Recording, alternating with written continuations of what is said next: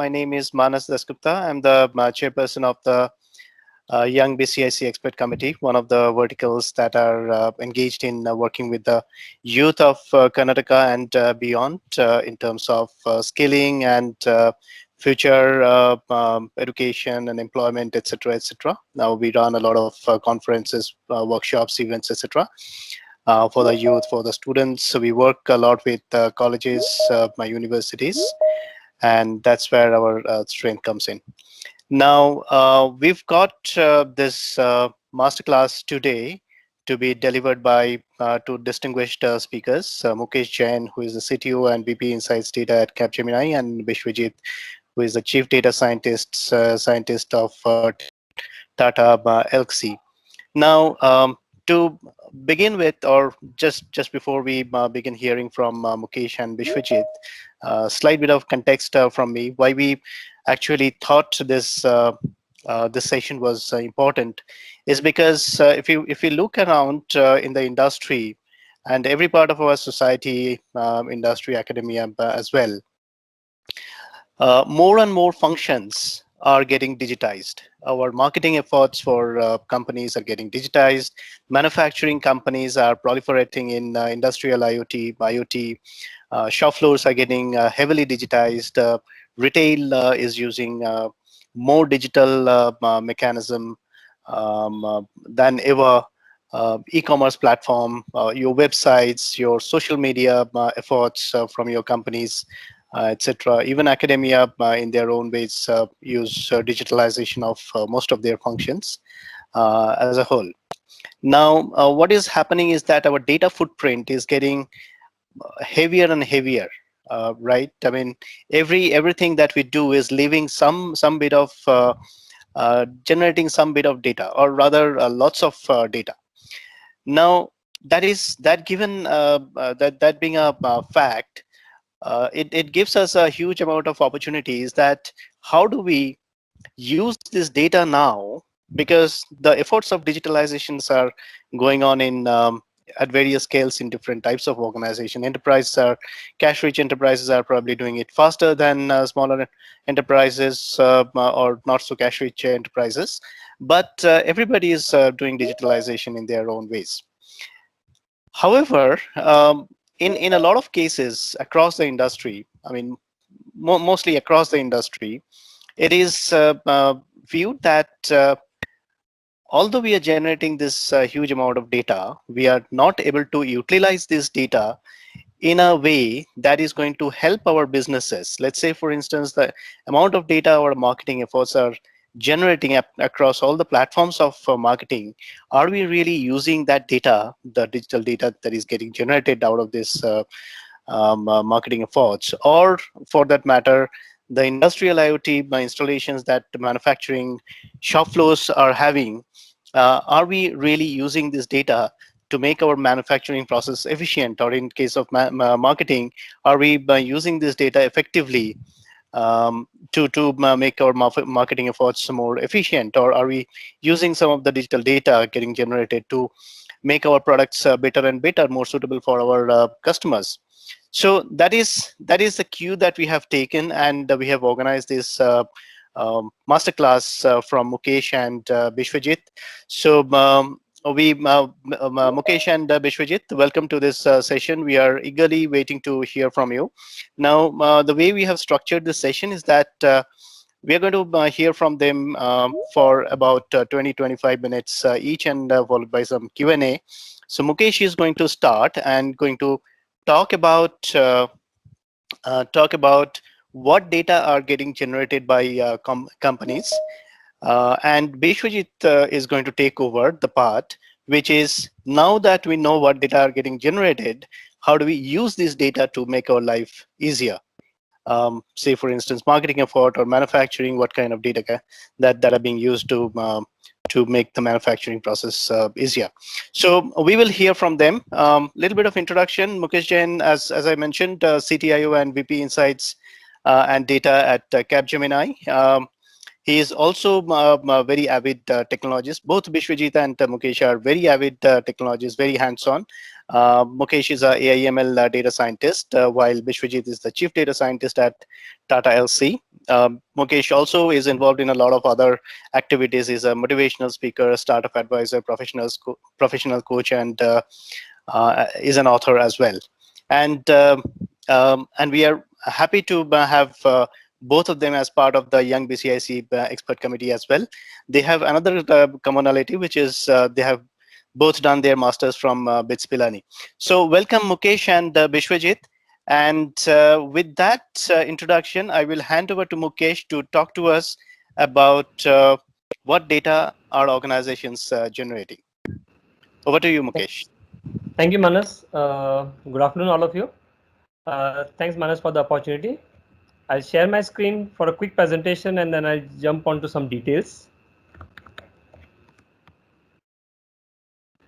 Interesting topic, data monetization. It reminds me of my early days at working at Microsoft when I was talking about that there is data. Can we do something about the data? Of course, we didn't talk about monetization until 2006, but we'll talk about my journey and what I mean by data monetization. A brief about myself: 25 years in the industry, Chief Technology Innovation Officer at Capgemini. Most of my time was working for Microsoft in US, 13 years. I'm sure most of you use Outlook. I built Outlook 1999 and also had the honor to build Microsoft's first ever AI algorithm in the year 1999, junk filter. I'll quickly touch upon it today. A regular speaker after coming back to India 10 years back.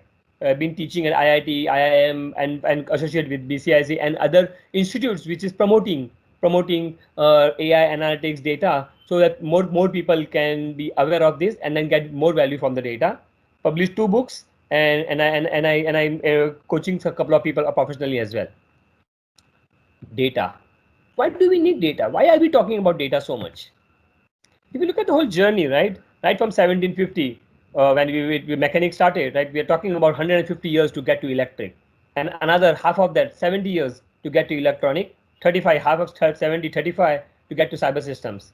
If you notice, I'm calling artificial intelligence tomorrow. Not yet. Not yet. We are not there yet. About 2 years back, July 2019, yeah, July 2019, and NASCOM invited me to deliver a master class in Bangalore. And I went on the stage and there was about 600 CXOs. I asked this question: how many of you have seen AI near you? Most of the hands went up.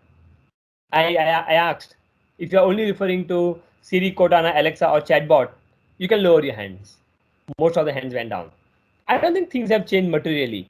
But yes, when you're talking about artificial intelligence, machine learning, some of the things about marketing, a lot of other places, we need data. You cannot go without data. So that is the foundation thing I want to start with. If you look at the current landscape, users have choice. We all have choice, right? If Ola is not working, go to Uber. If Zomato is not working, go to Swiggy, Flipkart, Amazon, you name it, Grofers, Big Basket. Everywhere we have a choice. Now, if you notice, let's say you start, let's take an example, Ola. You start Ola and it's showing you like this. You will wait for a few seconds before you jump to Uber. 7.2 seconds. That's the average. That's the average people wait to jump. Now, Uber and Ola are able to figure out that something is wrong with the application. They will do something about it, right? Rather than flying blind. Yes, that was the situation, flying blind. Several applications. I've documented in my second book what has happened in the past. Of course, we'll share a little bit of examples here. But the important part is if we are not looking at data, the dollars get impacted, the rupees get impacted, and so on. So those are some of the elements part of it. Organizations generate lots of data, but also we have to keep an eye on what are the other data available, third-party data also available. A mixed blending of those is what is required because the expectation from the organization or the users are anytime, anywhere, on any device. Sound familiar? Microsoft had this mantra for decades. It's true now, right? We just expect anything and everything to be available, mobile app and the desktop and the browser, all the combination of those. The more deep you go about it, how do you understand the usage, right? For example, when you're trying to book Uber and you want to go to the airport and it shows you 500 rupees and you say, nah, it's too costly. You go to Ola and 300 rupees and then you just take Ola and go. Does Uber come to know that you did not book it because it was costly? Maybe, maybe not. Data. The power here lies in the data. Can it generate the data? can we capture the data of the user experience and try to use it to determine what the user was actually doing? Okay, yes, all of the things which I mentioned to you with a line drawn on the data privacy, data protection law of respective countries.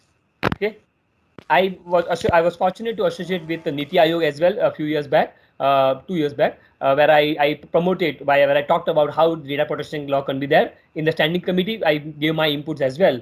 What can we do to have data protection? So I'm big on data protection, PII, everything. But there are a lot of data which is not not PII. PII stands for personal identifiable information. So I'm not talking about that part, but everything else is available. So if you understand the data, if you get the data and understand the usage, you have more option to innovate. I'll give some example today on those, and there's growing need. Organizations are getting more and more into competing on analytics. If you see this is a very old slide, 15-year-old slide. The mobile phone, if you remember, that was the mobile phone 15, 17 years back. Okay, Kano. Kano was a scientist who suggested there are 4 quadrants: things which are must-haves, things which are delight, wow, and there are some more, or dikhao, right? You want more of everything, and of course, dissatisfied. Yeah, it seems the thing doesn't work well. Over a period of time, things all move into must-haves.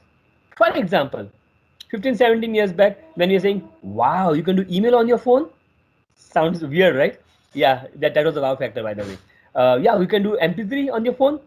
All those things were wow factor. We no longer talk about it. We don't even use the word smartphone nowadays. We just say the word phone, right? And we expect everything to be there. Now the delight part is 2 selfie camera, 4 selfie camera. I don't know why do you need 4 selfie camera. But anyway, it is what it is. More. I remember when my first computer, 25 years back, first computer, 25 years back, 75,000 rupees. I had 4 MB RAM. Yeah, you heard it right, 4 MB. When I was buying this from Leamington Road in Mumbai, the person said, Mukesh, why do you need 4 MB? 1 MB is more than enough. I said, no, I want 4 MB. Okay. Then the GBs came, and now we are even 16 GB RAM is falling short for us, right? We're talking about 4,000 times. Decision making. Yeah, don't go by the picture, by the way, right? I know some people take decision heads or tails, right? No, we don't do decision like that. There's another way we do decision, which is HIPPO, highest individual paid person's opinion. I'm sure you would have heard about this, right? Or if not, at least you would have felt it. Somebody at the table taking a decision just because the person is highest authority. Yeah, I had my own things. Even I become hippo once in a while. But yes, is it good? Hippo stands for hippopotamus. We know that, right? Highest individual paid person's opinion. We need to move from that culture. We need to move from the culture where we are highest individual paid, but go to a culture where we are everyday decision is made on data, right? And it start. I remember when my early days when I created a soft toy, a hippopotamus, black color with a hippo written on it. And whenever somebody used to take decision without data, I would take this hippopotamus one step ahead. People used to laugh at me. Some people used to hate me. Okay, you and your hippo. Why not? Like when you have 3 years, 5 years experience, you have this fun part. I still do crack some jokes also, but it's also a fun part wherein people will forgive you if you're doing any mischief. Especially if I'm at Microsoft and there are 20 years experience, 15 years experience people, it was a fun environment to be in. Anyway, slowly the culture started of data, data, data. Now think about it, what decision you make every day. Where should I position the ad? Should I on the right side? Should I on the left side? Should I even position the ad? Okay, okay. Or why am I getting Shadi.com ad all the time, by the way? Because the data is not good. Home loan credit. Should I get the home loan? Should I approve the credit card or not? All those part data. Is there a possibility to look at the data? Organization generates all this data, by the way. Think about it. You have taken credit card, you have paid, or you're not paid on time. What is the pattern of your spend? What is the chances of you getting defaulter? Look at all the credit card holder. How many of a defaulter? Can we find a pattern? All the machine learning part and everything is there. So data is already in the organization. Plus some third-party data that could be available, right? In this particular PIN code or zip code or postal code. What is the timeless? What is the average income? How many kids are there? What kind of income tax is paid from this particular PIN code? Every data is available. SEC A, SEC B, SEC C, SEC D. All those things are available to us. Can we marry the data and find out the probability of a loan or a credit card and so on? Yes, sometimes you might say, oh, it might introduce bias. I don't think so. I think it's getting you more better to take decision like that rather than giving the loans and then somebody will just leave the country after thousands of crore loans. Okay, sounds familiar, right? Coming to the video app, when you watch YouTube or Netflix or Amazon Prime, is there a recommendation that can come automatically? Now look at this. This is the best example I can tell you of taking data from multiple sources and giving you the recommendation.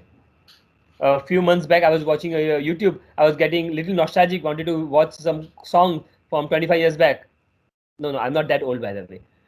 25 years back, I was wanted to watch that song. So I was watching, and after the song was over, I was too lazy to click the stop button. It started another song from the same era. Okay. Now look at how much of the data is being collected from all the people using YouTube and then read a mesh so that the right output can be done. Data monetization at best. Because of course, that day I think I spent more than 2 hours just watching all the songs. Okay. Now what happened? They made more money on the advertisement, of course, right? But the recommendation was not good. If I put a stop, I would have just gone some other place. Right? How can you do recommendation?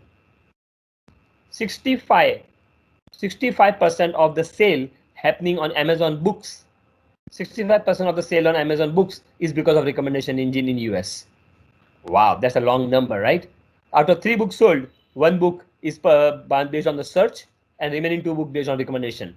No wonder they spend billions of dollars in data hiring data scientists and then building some of those models and then invest infrastructure and environment and all, right? The supply chain part, because of COVID and everything, this was the biggest challenge most of my customers were facing.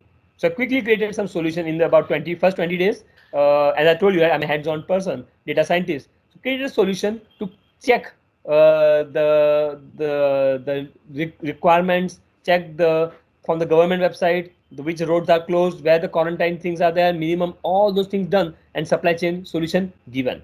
Of course, don't forget weather as well, right? Some of the places in Europe, the weather could be extreme. So what can we do? Can we take weather data as well to plan the supply chain part? Which movie to be released? When? With COVID, of course, movies are releasing on mostly on Prime and all. But I'm consulting some of the production house at Hollywood to decide which is the right time to do it. Again, based on the data. Huge amount of third-party data is available to do that. And of course, last but not the least, why is my person leaving my app? Right? That question haunts so many people. Okay, don't get happy with, oh, I have one more user, one more download. No, it's not about download. Are people using it? Classic story of Hotmail, right? Of course, we need data for decision making. Everybody needs data, but a combination of internal, external data can get you full story. Okay, the important element we have to always understand is it has to be non-personal data. You can get interesting insight even there as well, and it's becoming more and more popular. So you will see more and more data exchange, data by marketplace coming along.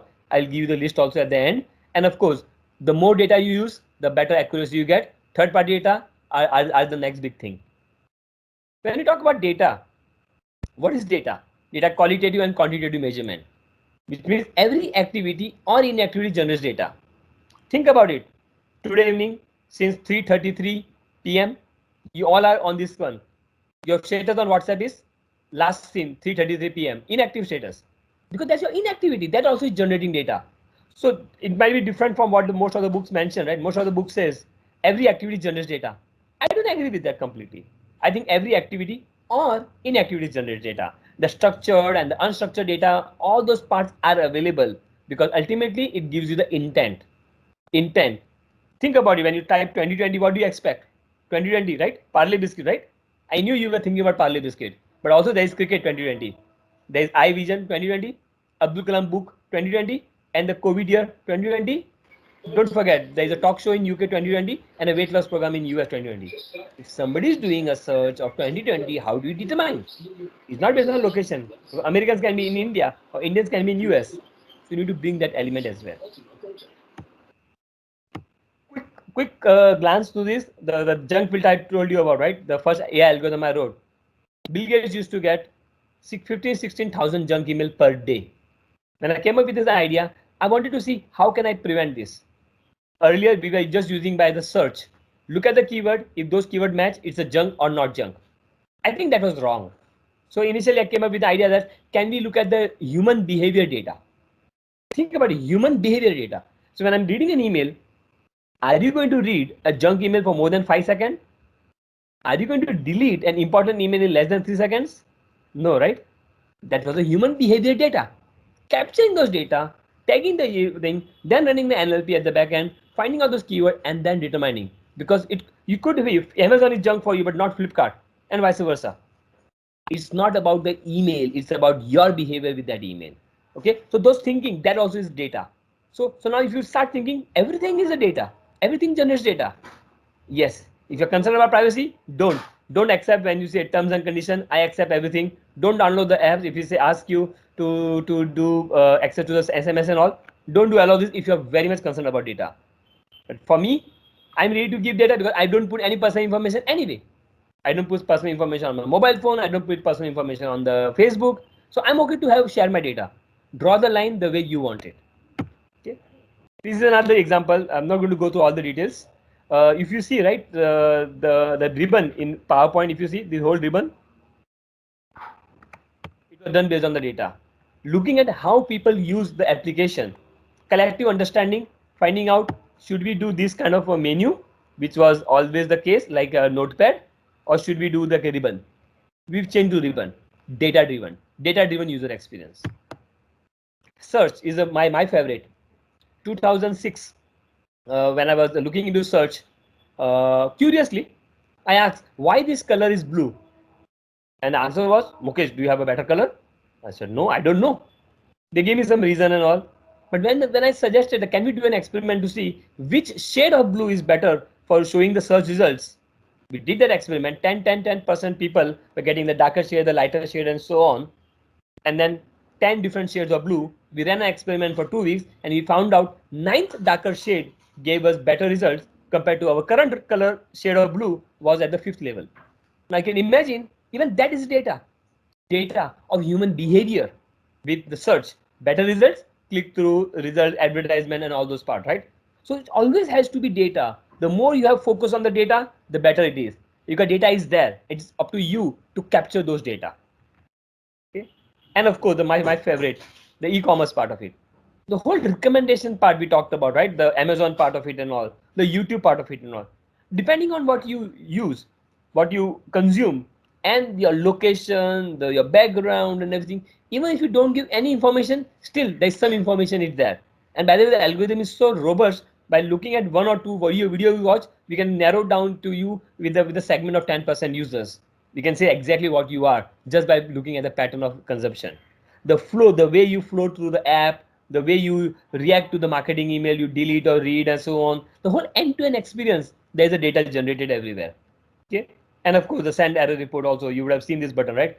By the way, when I came up with this idea, my manager told me, Mukesh, that's the most pathetic idea I've ever heard. Okay, it worked. Anyway, so the opportunities, we all know, data, business, analytics, and everything. About 8 years, 9 years back, it was mentioned a success job of 21st century. It's coming true. Bloomberg mentioned $500 billion economy in another 3-4 years. That's what is becoming now real. So now, in conclusion, the opportunity, if you see, you can target user with data. You can, if I have a question, where do I open my next retail store? DMart or Big Bazaar or Spencer, any of them, right? What data will you require? I want to look at the pattern, the office goer, the businessman, the salary levels, all those things I want to understand. McDonald's, right? Which zip code I should do McDonald's? I did so, I will not name the client, but I did some insights for the client and gave them the pinpoint that these are the locations where you can, if you do it, you will get better results. What they did was they took the algorithm, applied to the existing 2,500 location, and they found out that yes, the location which some of them were not on the top list, and they found out that's the place where they were making less money. They changed it. Third party data is the king. So the data is there either inside the organization or outside. Insurance subrogation, the interesting one. I just sold this solution few weeks back to one of the insurance company in US. This one was, should we in subrogate or not? If two cars get into accident, right? Who should pay for the damage, right? And is it a person is not working or whose fault it is and everything? Then sometimes insurance can just forget it. Let's just move on. Subrogation. Okay. Defaulter list in banking consortium. I'm helping one of the consortium in one of the European countries, wherein the consortium can look at the defaulters data and see, can when I'm sending a data, I'm sending a loan or assigning something, can I use that data? credit risk, we all know. Weather data. This is important, by the way. Historic weather data, earthquake data. I'm now looking into climate change data, earthquake, weather data, anomaly of weather, all those things. I'm looking at seismic data and trying to figure out, is there a way we can predict earthquakes? I'm working on the solution. I don't know whether I'll be successful or not, but somebody has to work, somebody's had to look into this. COVID-19 data, I talked about already. Spending pattern, market basket, usage behavior, we talked about already. Historical sale, and of course, healthcare. Remember, healthcare is the private information. But if you remove the person's name and everything and all, just keep the gender and the age, I think there's wonders. We can do wonders with ethnic background and all. We all know certain medicines, certain things work differently on a specific ethnic background. When I was in US for 13 years, the doctor used to say, "Oh, you're from Indian? You're from India? You're a vegetarian? Okay, you will be this deficiency. Take these supplements." Right? All those things, again, healthcare data. And the last part, the data availability. AWS Data Marketplace, which I partnered recently with them at Capgemini level, 3,462 data points are there available for use. Of course, some of them are paid, some of them are free. Azure, thousands of them. Snowflake, 1,200, 120. 40,000 different data sets are available right now in the market. I built a product called Capgemini 890, which talks about data exchange. How can we actually build it? So the number 890 stands for infinity, by the way. 890 becomes infinity. But the point was, how can I enable data exchange? So if somebody want to leverage data, internal organization, out externally, how they can build model on top of it. Okay.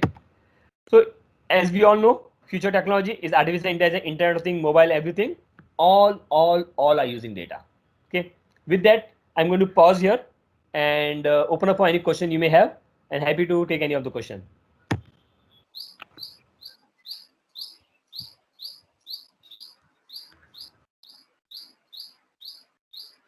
Questions? Yeah, hi. So you can ask your questions to Mukesh at this point.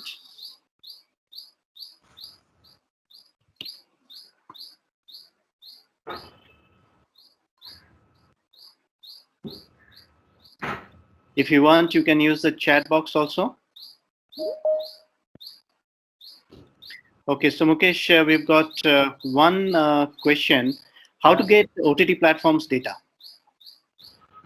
Good point. So the over the top, the OTT platform data. So there are the multiple data. So I was part of the Geo team. I worked for Geo for a couple of years, and the whole story about OTT. There are multiple data sources. One, the Google Play itself provides good data, good insights about what are the top apps, what is the review of those, and how many are downloads, how many are using it. Now, if you have your own OTT platform, if you are building, if you have your own, I would suggest go for building an SDK, software development kit. That's what something I did at Geo.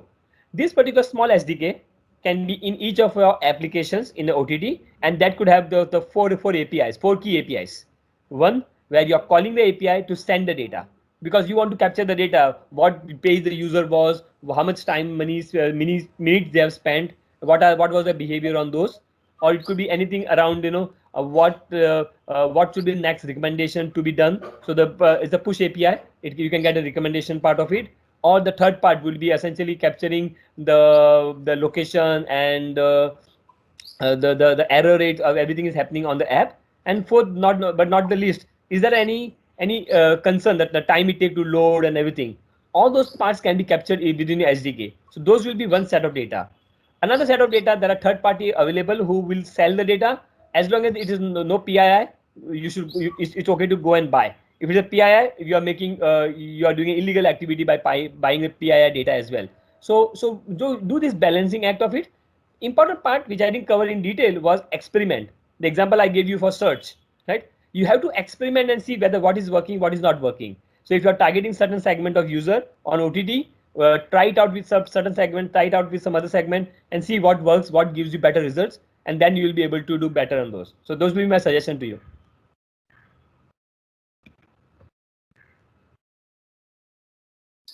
Okay, Mukesh, there are a couple of other questions here. So Mr. Chandramouli is asking, can you illustrate Capgemini's use cases in manufacturing sector in India? Multiple of those. I'm associated with a couple of manufacturing company in India at Capgemini level. So I would say three major use cases. One of them is in the areas of artificial intelligence. On the manufacturing floor, can we take the CCTV footage and find a pattern of any spark or any fire happening, or the no entry zone. Are there any people, human being around that zone? That could be a good use case to do it. Artificial intelligence based, and again done on 890 is already available. Second use case which I found is essentially in the areas of predictive maintenance. You might have heard about predictive maintenance, but most of the people go for predictive maintenance in terms of where it will break. But the solution I've created is goes beyond that to be able to see if the productivity is going down around those. And the third one, which is most near and dear to my heart, is to do around supply chain, to be able to see in India how the supply chain will move around and how we'll be able to get those things delivered on time in the manufacturing area. So manufacturing, I would say, good opportunity, especially in India, getting those parts. And if you are able to, if you can write everything in Python from scratch, or if you're taking some ready to use solution, you can probably fast track those. And some data is available. So for example, the wear and tear of particular parts, some data, historic data is available in the organization, and also third party data is available. Weather is the most important part. I don't know if you have observed the weather, including the temperature, humidity, those parts will be critical to find out pollution level, and those are couple of one which gives negative impact on the machine parts and all, rusting and wear and tear. Those are quick ones. So those can be used to determine whether your outage is happening because of those external factor or internal factors. Okay, there is another question. Please comment on data monetization in the context of GDPR. GDPR. So I'm a GDPR certified professional. So in terms of GDPR clearly says you cannot have person identifiable data, but it allows you to take usage data and so on. But remember, there is a clause in GDPR where the person can come to the website and say, "Forget me." At that point, you have to delete all that person's data, okay, throughout the system. So a lot of system has to be changed to get to that level. This is GDPR laws in European countries is already active for last couple of years. And yes, a lot of companies have already paid millions of dollars of fine because they are not non-compliant of those. The similar law we have in US called CCPA and all. And in India, you would have seen Dr. Sri Krishna have published a working draft of data protection law.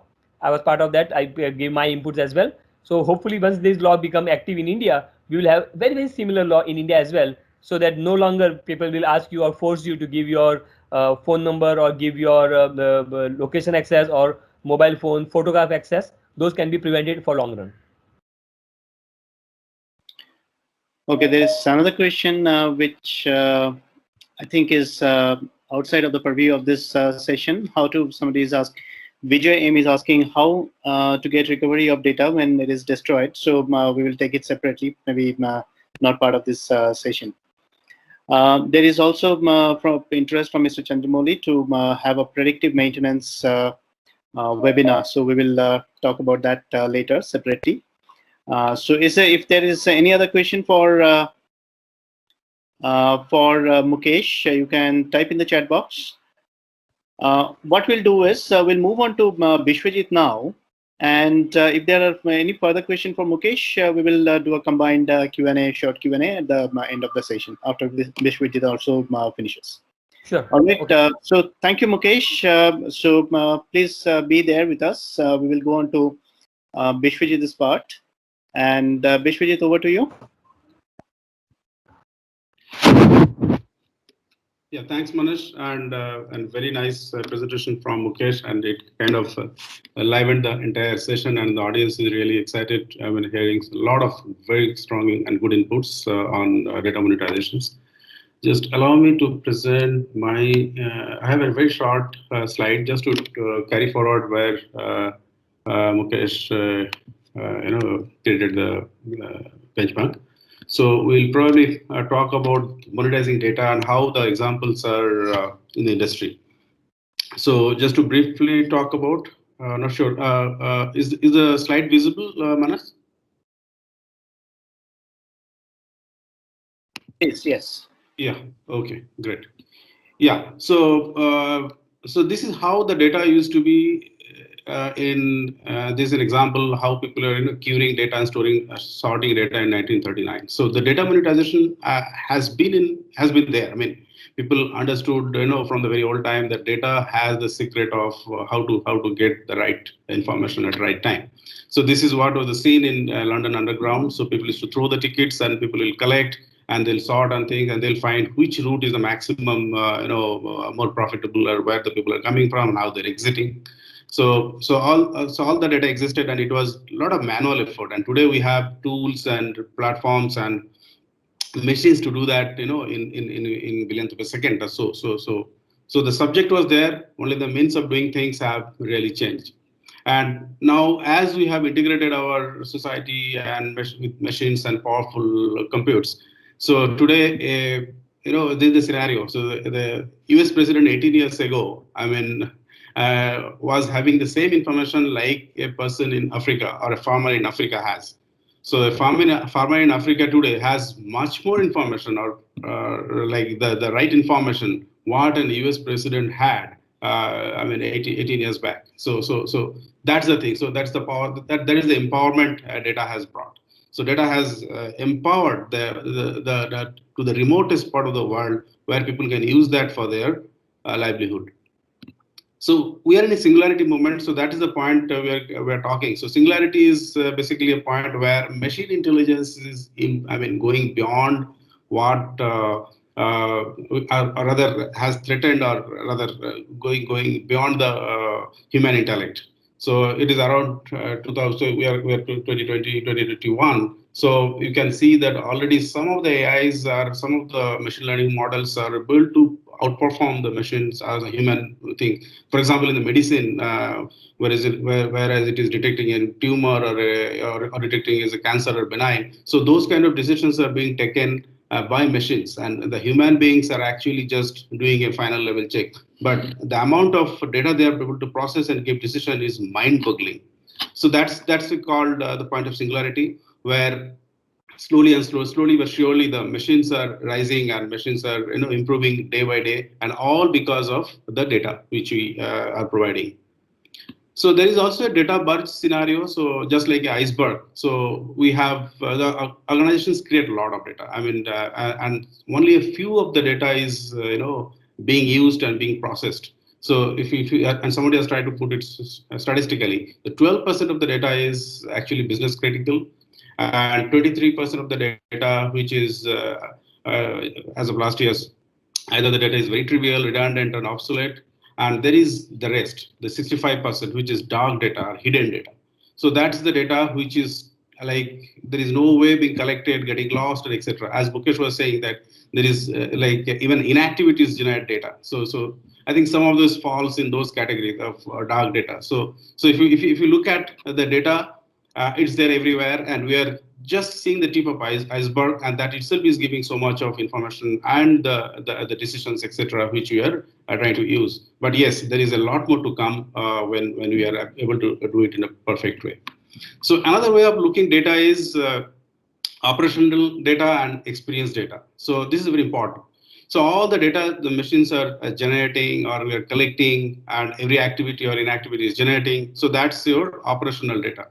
But there is beyond. There is something we call also is a tribal knowledge. So tribal knowledge is like a very core domain knowledge. So without the domain knowledge, it's very difficult because it comes from years of experience working on a certain topic, and people want a mastery out of it.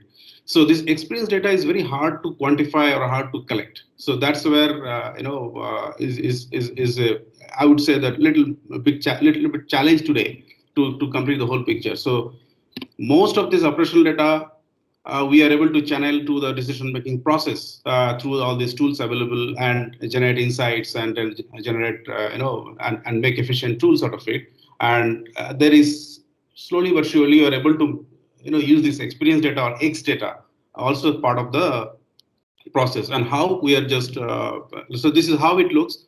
So if you are looking for an automation today, which is a data-driven intelligent automation, so we need both this O data and X data, or operational data and experience data. So all your the machine learning for predictive and prescriptive, when you design bots or any conversational interface, so all of these are used using the operational data. So operational data is actually used to generate all this interface. And when it comes to the X data, there are set of business rules and which basically implements the business knowledge. So what we call is an expert system. So you would have heard the word expert system.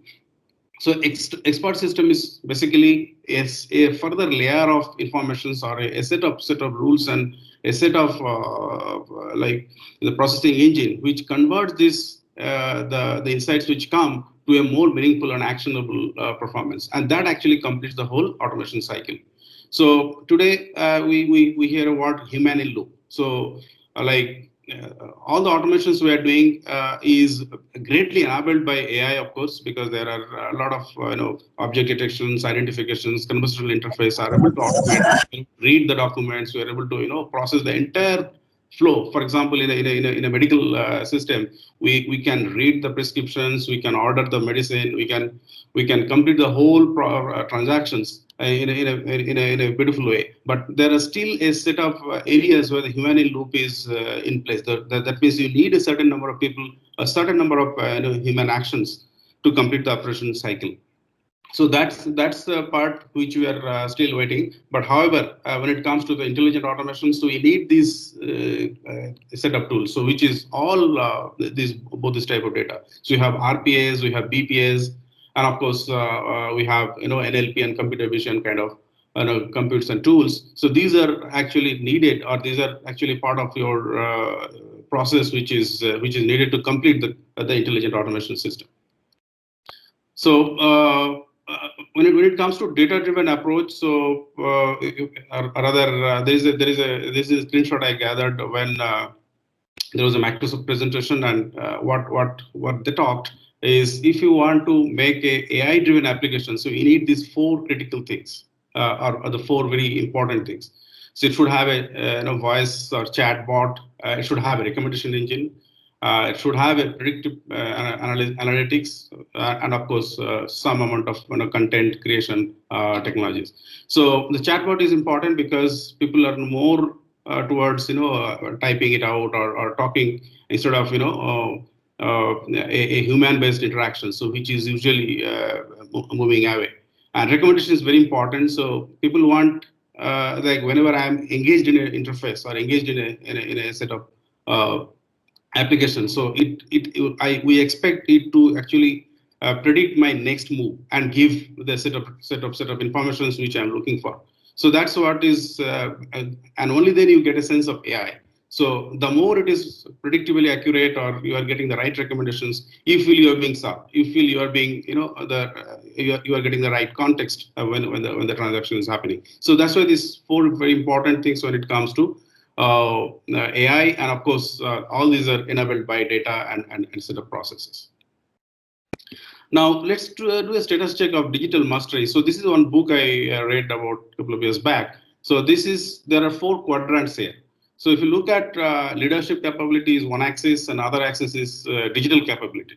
Now there are of course in the lowermost corner you have the beginners. So the organizations can be categorized into these four categories. So depending on how they have been able to use the data and how they have been able to use this data for their profitability, revenue, and other growths. So on the growth parameters.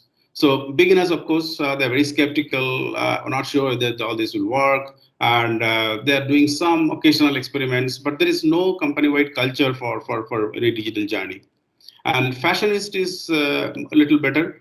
Like they understand it is good, but there is no overarching vision in the company, and they're still their early days of and doing one or two prototypes, a lot of POCs they are doing. So just trying to see the right set of things they should invest in, and they're fashionist. And conservatives, so the conservatives are much larger organizations. They have a certain process and policy in place, and they are able to do it, but not fully committed itself because of legacy reasons and the cost of moving from the legacy of doing things to a digital way of doing things. Probably is still that understanding has not come, or that leadership commitment has not yet come. So that's why probably it is. That they have not able to make it very institutionalized for the entire organization.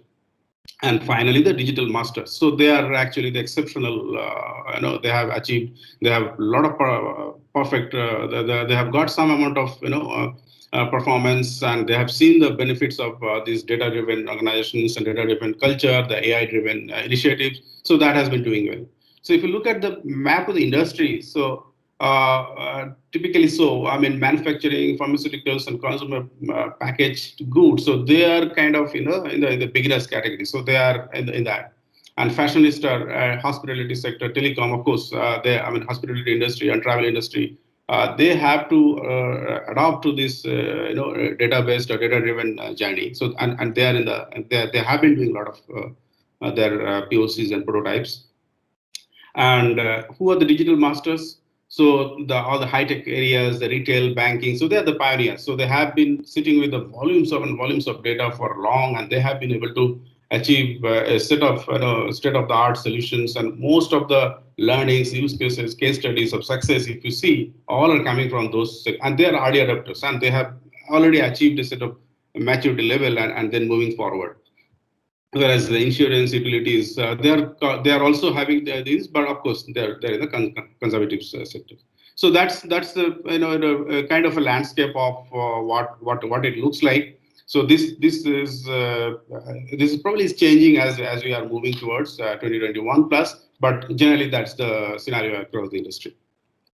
So these are some of the news. I mean, some of the areas we are working on, and where predominantly the type of services and the new set of things coming up. Connected healthcare. So as you know that because of we are into a pandemic situations, etc. So healthcare is going through a tremendous transformation, and the healthcare has becoming connected. Connected means not only just like we see the doctors less often and most often through the remote and remote platforms. But also there are other ways they are monetizing the huge investment hospitals are making on other on these costly CT scan machines and other things. So they can actually rent it out in the non-peak hours to other hospitals, and they can collaborate. So etc etc. So there is no ideal hours for these machines now. So you can actually a person from a remote or a patient from a remote area can be diagnosed. So this connected healthcare is creating a lot of opportunity for digitized services. So where the avenues of how the machines are being used and who are using and what type of things. So all this data is processed for further monetizations. Similarly, on the elderly care, may not be so much in our country, but in many European countries and of course in US, the elderly care is a big, is a pensioners area where a lot of money is spent and to reduce the insurance claims and stuff. So there are a lot of IoT and the machines which are being, adapted to this sector so that the right care is given. There is no abuse. So in this industry, there are a lot of, false claims, false abuses, and companies, I mean, insurance companies especially, they lose a lot of money. And of course, on the other side, the users also are always worried, like, I have given this service to my parents, are we getting the right set? So you get, you get the full, 360-degree or 24/7 information about how the care is happening, the complete digitized information. So the medicine is being taken, is the bed, the person is getting up at right time and doing all the biological activities at the right moments, etc. So you get all those summary generated through AI. So there is no person involved, but all the gadgets and machines generating data, and they're able to support with a report which gives satisfactory to information to both the insurers, who is the other way, and the consumers who are using the service. Similarly, the home and office, today the office and home has got blurred, and all this connectivity, digitizations, data, everything is actually making it more and more integrated, and we hardly see any difference between office or a home, good or bad, but that's how the scene is. And and if this was not the case, if the pandemic would have hit us some 30-40 years back, it would have a much more tremendous impact. But we somehow survived, or probably lucky to survive this economic downturn, but we probably will recover much faster because of this huge investment in digitizations in both smart and connected homes and smart office. And on the vehicle side, more and more vehicles are getting connected. Today, we are already have, even in our roads, cars having connected components. We are always connected, and the e-vehicles are coming. The electric vehicles are becoming, much more common. And as the car is becoming electrical, so that is the more needed, because the infrastructure for battery power and infrastructure for recharging the battery cycle is still not evolving, or rather not.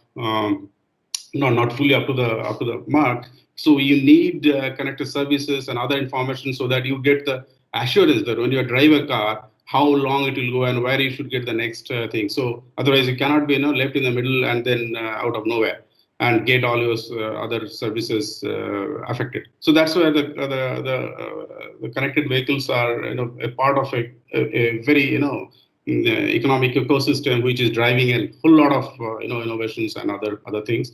Asset tracking in the logistics sector, there is a tremendous improvement again. So be it any Amazon, any asset or logistics services, you see the tracking is enabled at a very so you can actually see the motions of every type of movements. So for example, we are working with one of these suppliers. So where you can actually track the movement of assembly of each of the components as it progresses. So not just like it is packed or shipped, or those crude milestones, like you order placed, shipped, on the way and delivered. So instead of that, you also need, or you also get feed of what are the intermediate steps, like how many components got assembled and which components is where and what is the stage of processing. So that way the complete micro movements are able to track for better customer experiences. So you are actually, as a customer, you feel very assured that things are happening. And the last two are the digital twin. So digital twin is a norm in the factories today. So this term probably you'll be hearing quite a lot. So and especially on this remote working, remote operations, etc. This digital twin is very important and essential. So you have exactly the same replica of machines or devices created for factory on your laptop or on your tab or on your Android device. So you actually see the complete physics model which is replicated on your device. So what is happening, what is going to happen, or what is actually happening in real time, you get to see here. So all your controls, all your everything is through home. So it's like totally detaching the operator, or the person need not be sitting right in front of the machine, but he can be remotely, and just like a software developer does, you can remotely debug to the machine. You debug the same thing here. So digital twin is part of the very critical concept for our Industry 4.0 initiatives, and today any manufacturing industry projects we do, whether it is IoTization or AI or virtual reality related topics. So digital twin comes into picture, and there are a lot of work happening. And again, that's again a data. So that is one of the core form of data monetizations for making sure that the factories run smoothly, and there is no dependency on the movement of the workers to the machines another way. Similarly, on the precision farming, so that topic is again, so precision farming again is all data driven. You get the right feed, right informations, so that the farmers or people who are into this business can really do their job. And farming as a service as a concept coming up. So there are a lot of ecosystem players coming up who are equipped with a lot of data and informations to revolutionize this particular sector, and which is probably the next revolution. So that's the very different spectrum of use cases which we see, which is all. But the central common thing is data, and common thing is monetizing how the data is collected and channelize it to make things life easy.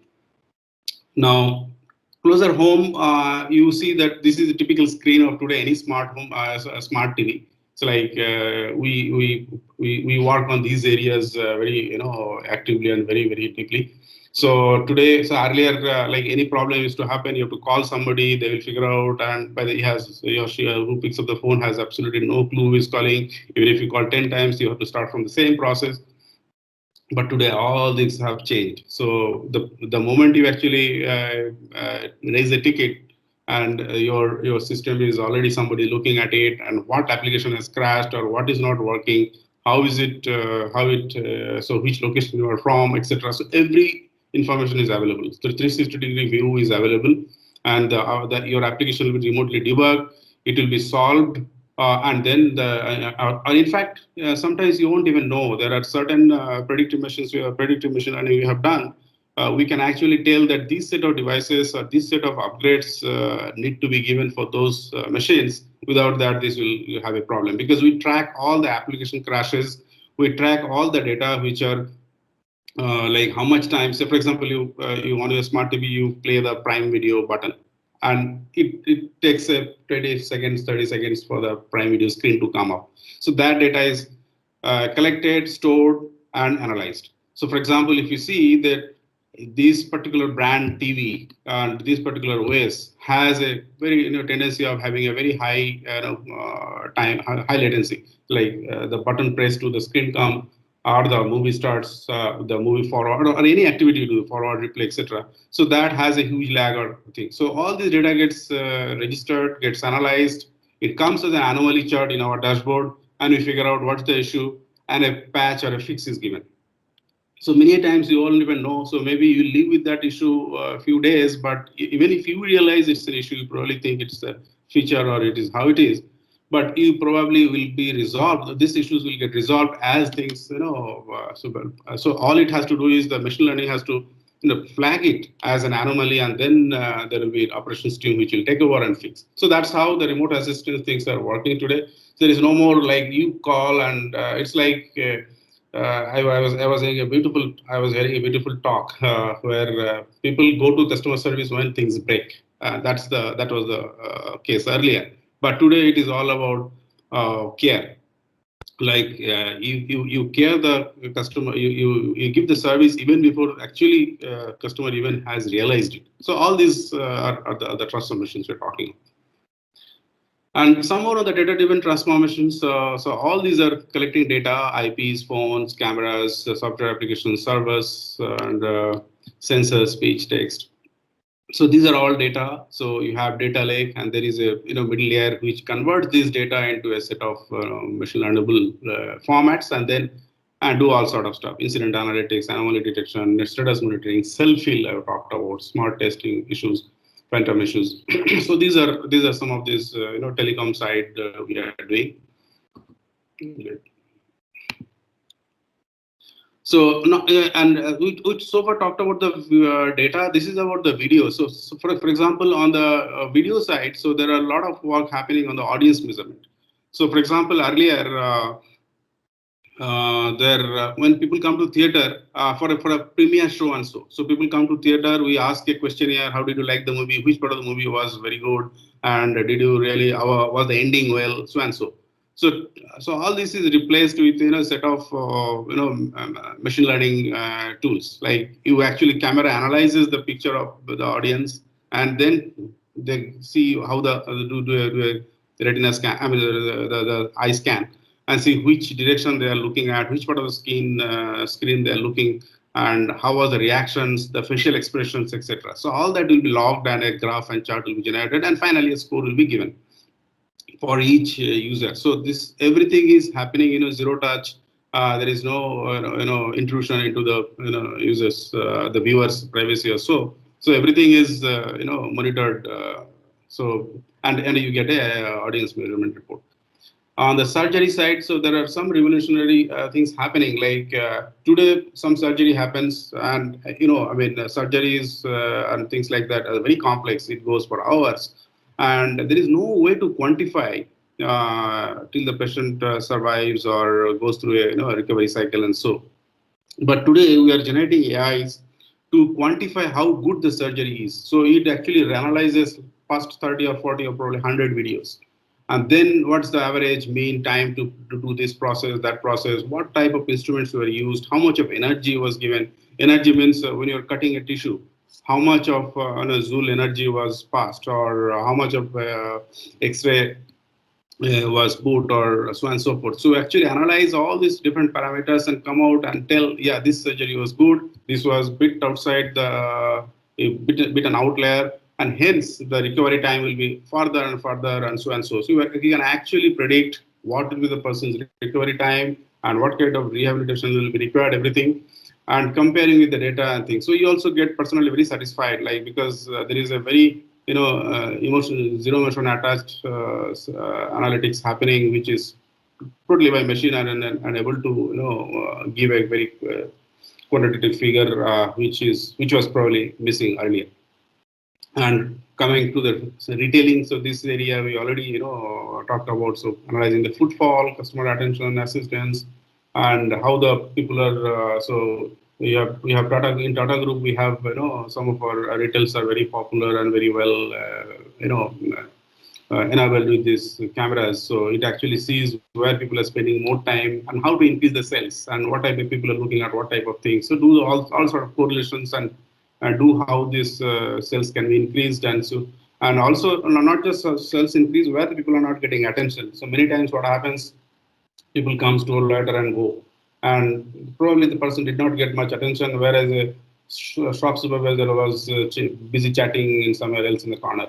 So those kind of anomalies will be reported and make sure that doesn't happen and so on and so forth. So that's some kind of analytics on the retail side. And on the content side, a lot of work again. See, monetizing content is a big subject, and there is a lot of scope for AI-based solutions and data-driven solutions there. So, someone earlier asked what type of data we collect for OTT, and so that actually used to generate contents, which clips people see, especially for serials and soap operas. So you want to attract the viewers. So you keep the most important or most exciting event out of that soap of 40 minutes soap serial and put it as a video clip or put it as a GIF in the front page, so that the person gets attracted. So and imagine, I mean, today these are all happening. Many places it is happening manually, and we are building solutions and working with our customers to create those totally automated way. And it's not very difficult because we have past knowledge and information what excites people. Well, what kind of things? It's the music. Sometimes the music will go rise. There are clappings. There are a lot of audio-visual cues we can use to actually teach the machine to pick that particular moment. So these are different examples of monetizations on the video side of the data. So just an example. And another thing is on the gadgets of for the voicification. So we see a lot of it's a voicification, yeah. So people are moving their interface, interfacing the machines from keyboard to touch to the voice. So I mean, Mukesh talked about the phone earlier. So it's all earlier all keypad and everything, and that was thought to be the best phone. And then iPhone came with touch, and it changed the or people hate keyboards. And then that is also going. Now it is all voice. So people are, in fact, the voice is actually percolating every device you think of. The voice interface is coming as a default. So as I was showing a few slides earlier, if there is no voice in your application, there is no voice chat option. This is not AI. So that's so AI and voice is becoming like a synonymous thing nowadays. So some examples, piece of bots like when you go to a shop and shop something. So actually, you can wear a earphone, and that earphone is actually a pre-sales bot guiding you which lane to go or which rack to go to pick up your things. You just talk to it and find out. There is nobody, no physical person to come and help you. Car assistant, assisted service troubleshooting. These are all already happening. So you ask your car, when do you need your service? Why that light is blinking? What's my tire pressure? When do I need my oil change to be done? Is my air filter dirty? So all these questions you can ask instead of looking through manual or opening up the pages and things. It's very cumbersome. So those are considered like a very low tech. So all you do is you ask a question to your car and it will tell you. So you will actually, so that is what is called is assisted service through voice and stuff.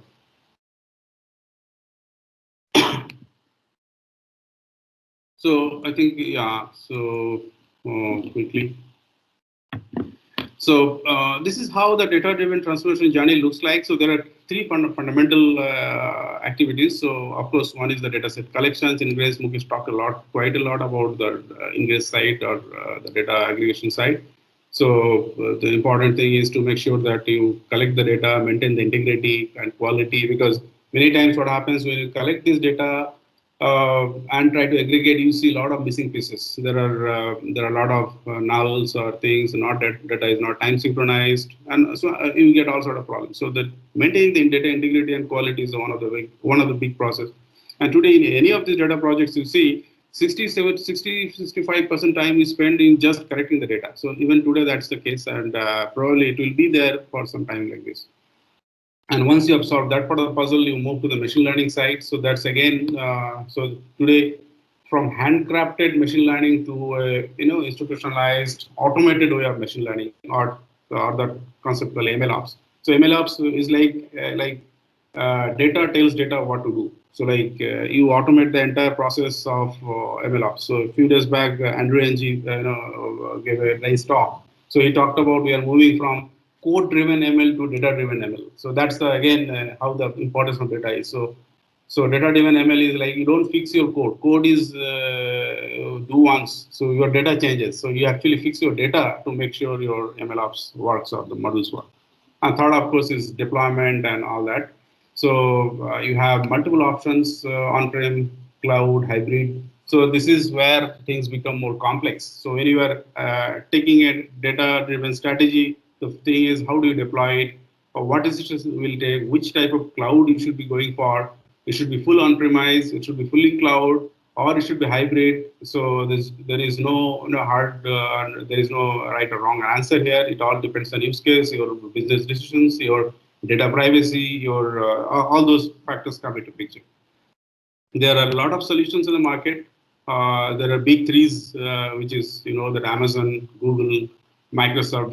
These big threes cover 90% of the pie of the business today, and there are a few others who are pretty predominant and very useful for the use case they are operating at. So these are the four questions I think are very important when you are actually looking for a data migration or a data transformation based journeys. So first is what kind of data you need to analyze, like do you need everything, and is the data a batch mode or streaming mode? Streaming mode, you need a real time performance, or you need you have a little more time to analyze your data. So those are some of the first questions you should ask.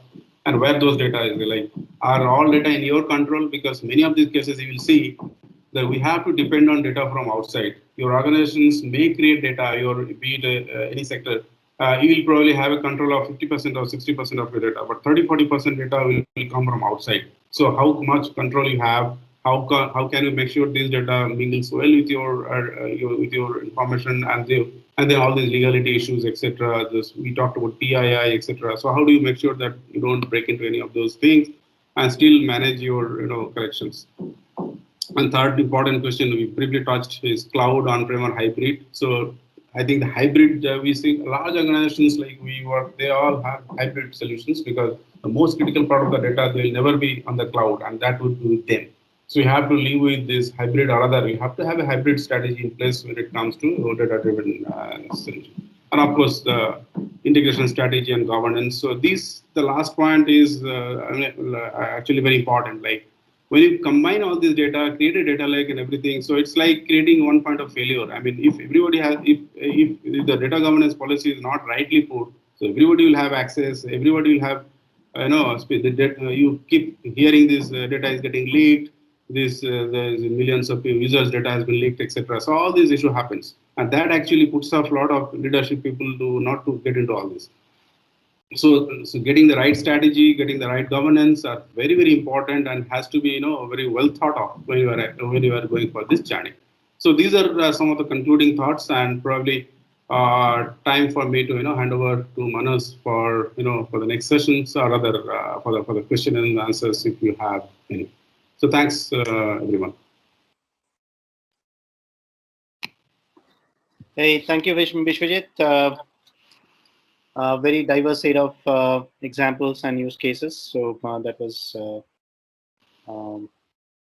very effective. So again, we get on to Q&A. Maybe first for Bishwajit, and then if you have any balance question for Mukesh as well, we can take that. You can use your chat box for typing your questions, and we can pick up from there.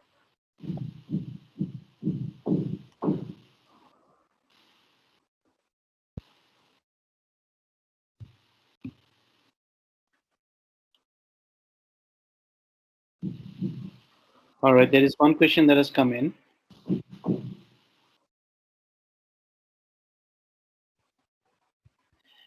All right, so the question is, this question is addressed to either of the speakers.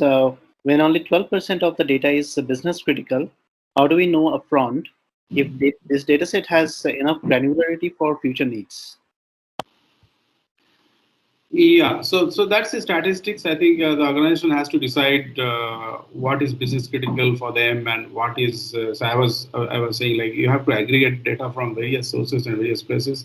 So the granularity is up to the use case we are working on. And for example, when you work with automotive sector, the data granularity is milliseconds, microseconds. So the every millisecond we get data from the CAN signal buses and stuff like that. Whereas there is data from another sector, so where every 6 months, for 6 months the data doesn't change. So these are as we know, in the data we have these 5 V's: so the volume, variety, and veracity, and velocity, etc. So these parameters are to be used for the business we are trying to solve. So it all boils down to that. So that's where if, like, you can start small, like if your business case is like very simple problem and stuff, so you can actually start with that and then scale up as that's why we call it data lake. The reason we talk data lake is exactly that. So we exactly get a set of data which is needed for the problem to solve, not like churning the ocean and stuff.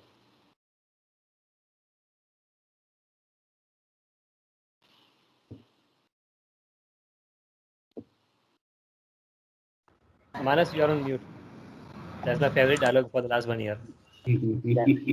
So there is interest from Mr. Chandramouli to have a assembly line digitization webinar from Tata LC. So we will take it up separately. Sure. If you have any other question, please type it on the chat box. We will take it from there. So when people speak but it is muted, I am excited to write a AI to immediately switch on the mic when I see a lip movement. No, don't do that. Don't do that. It will be a disaster. Yeah. It has good and bad. It will be a disaster because you will safely assume that you're on mute and start chatting with somebody else. Right. All right. Any other question? Please type it on the chat box.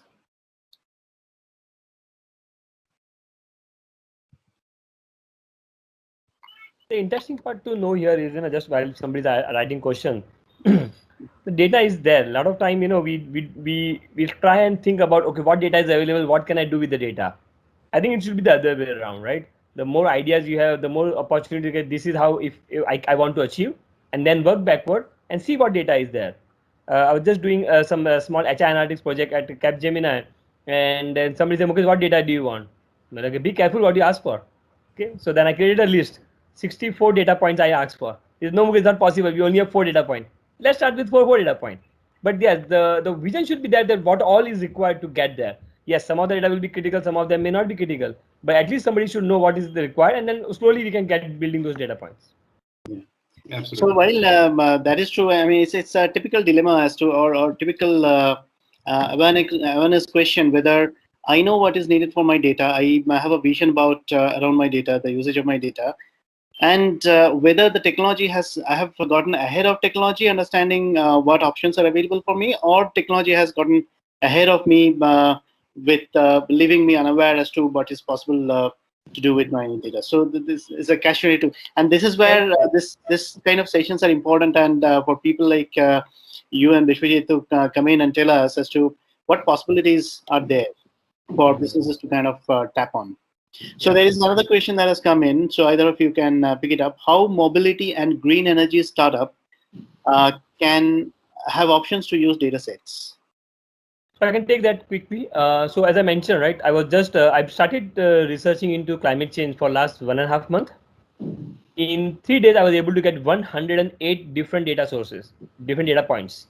Okay, so that includes a lot of those things around, the ice mountains, what it is, what is the sea level, the temperature, global temperature. A lot of those parts are available. So this green energy part and everything, I think those in India is not very common, but still, yes, some of those things are available. Mobility, I'm not sure what you're referring to here, but yes, if you're referring to the ability to have access anytime, anywhere, I think some of those data are available of the reach of the mobile in across the globe, especially in India with Geo coming in and all. Those data are available. So I would suggest just start. That some of the data are available on Kaggle, some of them on AWS, some of them are just open internet. I think once you get the data, try. Even if the data is saved, it's a paid version or subscribed version and all. I'm sure they usually share a sample version. Start with a sample version before you move forward. Yeah, I think the question. I mean, I'm assuming the question is about the mobility, as in cars, green cars, and green energy, probably referring to related green energy, that is battery technology. Right. I think the question. I guess the question is about that. So Lakshya, if you can be more specific as to what you meant by green energy or mobility, that'll be. So I'll probably give my experience about working with the Yeah. battery. So the answer has come. So mobility is electric battery, bike, and car. Yeah. Right, right. So that's So one example I can give on from my experience of working with the company. So they are doing battery as a service. It's like what this is a huge opportunity. Like say you are in an e-scooter or an e-cycle or something which is on battery. The biggest, the help you need, like say you go 10 miles and then you find your battery is so low that you can't even reach. So all you will do, you'll go to some next shop, which is selling groceries probably, but they will have a pack battery, which they should be able to you should be able to exchange.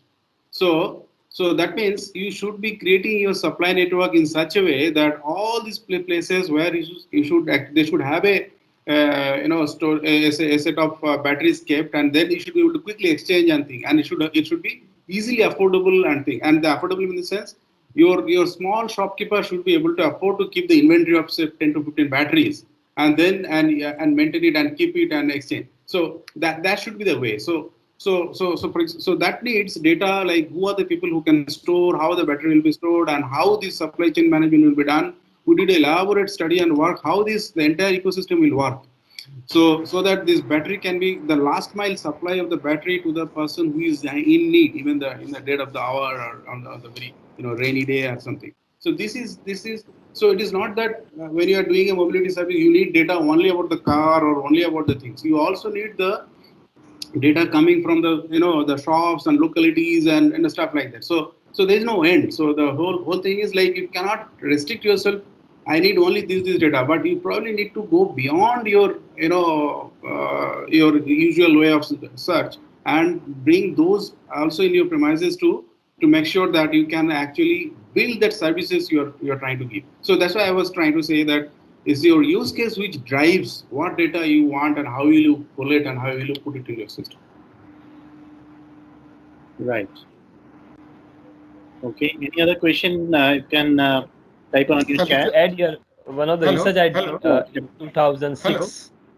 Hello. Yeah. Hello, sir. I am Ramesh here, Ramesh Motebenur. I am very happy with Mr. Biswa's idea, and okay, it's a very eye opener this all session. I am very impressed. Thank you for your valuable message. This is one more thing, sir. You are telling that. See, okay, it should be like in a retail store, all batteries and all. See, now you keep on changing the batteries, and also batteries are having a life. See, when it will be when you are going to interchange one by one, because so today you are exchanging the battery in the one retail shop, tomorrow we will go to the other retail shop. So that time again batteries also will be changed. For that, how to manage? Right. So I think that's why the standardizations and other things need to come. Like you should be able to replace battery from multiple brands and multiple sectors. You should have tie-up with them, and they all have the same interface, same design. I think that is a great set of research and work happening to make sure that it is one is battery should charge more power, the high energy density, and all those things, and plus this exchangeability and interoperability. So that's a very critical question we are trying to solve. As long if the battery is remade, like it's like your phone battery today. One of the problem with the mobile phones is like Apple phones, you cannot change, or the battery cannot change, and all that problem. So that has to be much more flexible when it comes to a mobility sector. You cannot be stranded in the night of the dead of the night and wait for that if the right battery manufacturer is not there. So this has to change. This has to change, and a lot of groundwork and things are happening to make sure. And we are seeing many work are happening in that direction. Yeah, so there is a definite problem being faced in the industry, and that is creating trouble for the consumers as well. Like, say, for instance, networking interoperability and portability standards were created by companies like Novell at the beginning and Cisco's towards more recent times. Let's say, for instance, music format, Sony was a pioneer, so everybody were using format mandated by or brought out by Sony, so etc. I mean, car industry is very fragmented, and it is difficult for one company to dictate the standards. I think governments have to play a much bigger role here in terms of devising, creating a think tank and devising a portability standard or interoperability standard, so that this problem is kind of sorted out. I mean, for every segment, if you create standards as to, okay, this is a size and this is a specification, this is the interface standards, etc., etc. So then, I mean, otherwise, it's always going to be a huge trouble for the consumers and for the industry as well. And if this problem is sorted, then electric vehicle uptake is also going to be retail uptake is also going to see a lot of surge. I think since we are fortunate because the electricity, the EVs and others evolving, in the peak of the technology revolution. But some of these industries, like these power industries, which is like today, you carry adapter from all countries when you are traveling, because there's a simple thing like that was never standardized. Or the charging port, like you have Apple port, you have the Fire Light, Android ports. So again, so many types. So I think this is the same story should not repeat here again. So there has to be a great amount of universality and interoperability when it comes to the energy, for this mobility sector. Hello, sir. Once again, Ramesh here. Okay, sir, it's a fantastic idea. But are you ready, sir? As we as an Indian, are you ready for to face this power problem? Already, as it is, we are facing a lot of problem during summer of power. So how will and how we are ready, sir? What is your opinion on this?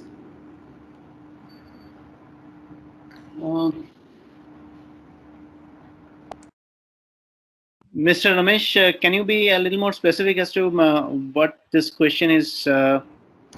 See now, okay, idea is a fantastic, no doubt. This is a battery chargers and flexibility, standardization, everything will happen. Okay, that vehicle manufacturer also they will take care of this flexibility, everything. But what my question is that regarding this readiness of India as an Indian, are you ready for facing the power problem, electricity problem? How we are ready? Because as it is now, we are facing a lot of problem during the summer. This power sector I'm talking about, electricity. So that You're talking with regard to the ability to charge the car batteries? Yes, sir. All right. Is it going to be a huge percentage hike from, I mean, let's say for instance, in the next 10 years, there is an increase in the electric vehicle sales, and the total population grows up to, say, total passenger vehicle population goes up to, say, 10%. 10% EV of the total population. I mean, we can't probably expect more than that. And if that is the case, would we have a huge amount of differential in terms of power consumption? Given also the fact that power capacity is also getting increased. So, I mean, I'm not an expert in this field, but I guess it's not going to be not too much of a problem. What is going to be a problem is the availability of ports. So, if there are prescription mandates by the government to install charging ports across, let's say, for instance, shopping malls and offices, and all those things are mandated, then it is fine. But that may be a problem. But in terms of power consumption, my opinion, probably not. Yeah, I think I would probably concur here because today the battery technology has improved so much. It takes an hour to charge to say 60-70%. So hardly, so that's not an issue. The issue today, why the problem of electric vehicles is not about battery charging. It's about battery disposal. So that's why this recirculation of the battery is very important. So the today even that the type of technologies like lithium phosphate or lithium technology is being used, the disposing is very costly and in country like us where there is a disposal is a big issue for be it plastics or anything. So that is a bigger challenge. If there are too many electric vehicles and everybody starts disposing those batteries in a very careless manner, so that is a much bigger issue than power issue. So that is where the solution we are looking for. Like battery should be a very high long life. There should be a very structured way of doing things, and only authorized people should be able to. So these are all issues to be tackled. I is not on the more on the power. It is more on the other side, the recyclability of the technology. Yeah, absolutely. Because, say, for instance, when we are burning fossil fuels, the carbon is going to get emitted, but it is also going to get diffused. If you don't anymore, it is going to get diffused. But if we dispose lithium batteries carelessly and it gets into groundwater, you cannot use that water anymore. If it gets into a large river underground reservoir in a locality, let's say for instance, auto drivers started disposing their small batteries in a careless manner, saying that it's an easy thing, dump it just somewhere, and the lithium gets into the groundwater, it's going to be disaster. And you cannot use that groundwater anymore. I mean, that is going to be the next upcoming challenge that governments are going to pose. And this disposal technologies are also going to be fairly expensive. So the ecosystem has to kind of factor in that cost as well while costing for electric vehicles. Right. Okay, Manas, I will have to drop off now, another meeting. Sure. All right. Thank you, Mukesh. I don't see any more questions. So thank you very much, Mukesh and Bishwajit. Lovely insights, wonderful case studies from both of you, and a lot of insights as to what direction organizations should take in terms of using their data and understanding of the data, the options that are available to businesses, etc. So there is a lot of interest. I saw in the chat box on having further webinars on or deep dives in the manufacturing sector, especially. So we will probably follow up on that separately. But we will close the session now. Again, big applause for Mukesh and Bishwajit. Thank you very much for this. Thank you. And thank you to my entire audience for being here and listening to us patiently.